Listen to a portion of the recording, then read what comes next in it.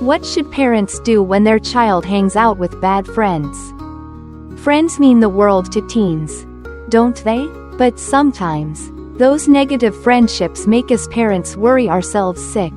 So, what can we do when we realize our kid is hanging out with bad influences? Today, I want to share some heartfelt thoughts with you, straight from a parent's heart, about how we can protect our kids and guide them toward healthier relationships. How much do friend groups affect our kids? Hey everyone, think about it.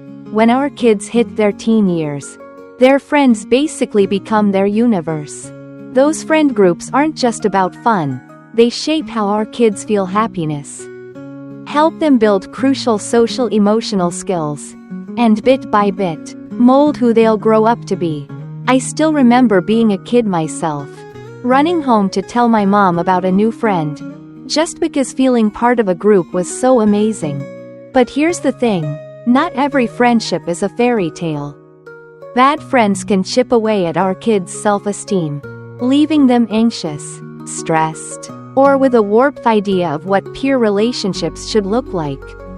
I've seen a child who was so confident just shrink into themselves because their friends wouldn't accept them. What's scarier is that the need to belong can push kids to do wrong, even dangerous things, just to fit in and avoid being alone. And you know what? Bad friendships aren't just out there in real life. Like at school or around the neighborhood. They're online too. Creeping into social media. When both the real and virtual worlds turn negative, the pressure on our kids doubles. Sometimes I just want to hug my child tight and say, "Hey, we're right here for you." What are the signs your kid might have a bad friend? Have you ever noticed those little changes in your kid? I think we parents need to keep an eye out. Because sometimes they won't tell us what's wrong, but their actions will. Maybe they're suddenly quieter, snapping at us out of nowhere, or picking up bad habits from their friends. A friend once told me her son came home looking so down, and it took ages to get him to admit his school buddies were teasing him mercilessly. These signs aren't always obvious, but if you watch closely, you'll catch them. Maybe they dodge questions about their friends or tense up when a certain name comes up. In those moments, I just want to sit them down and say softly, "What's bothering you, sweetie? I'd love to hear what's on your mind." What can we do when our kids caught up with bad influences? When I see my kids struggling because of toxic friends, my first instinct is to wrap them in a big hug and say, "We've got your back. Always." I truly believe they need to feel safe with us first. Then, I'd gently guide them, help them set boundaries with those bad friends, figure out how to handle them, and most importantly, find new friends who lift them up. Family is their safe haven. Guys, the biggest thing is letting our kids know they're never alone. No matter what happens, mom, dad, siblings, relatives, we're all here, ready to listen and support them. I've tried nudging my kid into healthy stuff, like playing basketball or swimming with the family. Seeing them smile again during those moments? It's pure relief. Listening to relaxing music, doing some deep breathing, or just enjoying a good meal together can really recharge their spirits too. Plus, I want to help them see themselves clearly.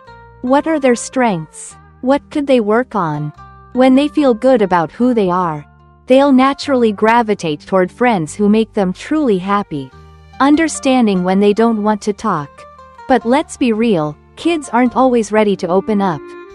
If they're stressed out from a bad friendship, they might clam up, worried we won't get it or might judge them. I've been there, itching to get my kid to spill everything, only to realize pushing them just drives them away. So, I've learned to be patient and just say, "Whenever you're ready to talk, we're here waiting." Let's not let our own emotions pile more pressure on them. Okay? Leaning on school and others for help. If it's happening at school, I'd tell my kid, "Don't be scared, let your teachers know. We'll figure this out together." Teachers can be so good at stepping in discreetly to keep things from escalating. I remember when my kid was teased in class. A quiet chat from the teacher with those kids sorted it right out. If it's outside school, I'd tell them to stick with trustworthy friends. Head to crowded places. Or call us to pick them up if they need it. I always make sure they know. You don't have to face this alone. We'll come running. Helping them expand their friend circle. To pull them away from bad influences. I think the best way is to help them meet new people. I love suggesting they join school clubs, like swimming or volleyball. Those places are fun and full of chances to connect with positive friends. My kid was shy about it once. And I had to cheer them on forever. But when they came home chatting about their new buddies, I was over the moon. If they're hesitant to talk to people they know, I'd say, try some anonymous teen forums online. They can vent there without anyone knowing. Get comfort. And pick up tips from other kids. Handling it wisely so they grow. Lastly, I want my kid to see that solving problems doesn't mean giving in or doing bad stuff to keep the peace. I talk to them in their language, instead of bullying. I say, friendship troubles, so they feel safe opening up. I'd tell them, if a friend treats you badly, that's not okay, and we're here to help you through it. So, folks, being a parent isn't easy. But I believe with patience, love, and support, our kids will find good friends and grow up happy. What do you think? Got any tips of your own? I'd love to hear them.